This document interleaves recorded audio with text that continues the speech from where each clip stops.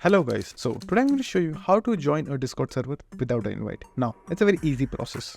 So all you have to do is scroll down and over here you have a plus option called add a server. Click on it. Then just simply click on join a server. Now over here what you have to do is just simply remove the first names and add any name that you want. So let's say GTA, then click on join server.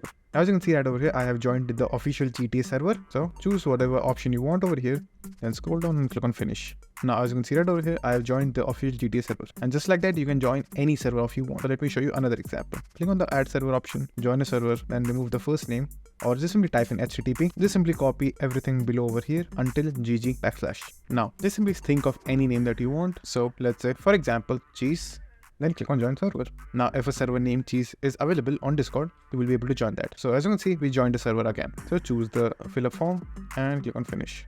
Now you have successfully joined the server. So that's it, and thank you for watching, and do like and subscribe to our channel and take care.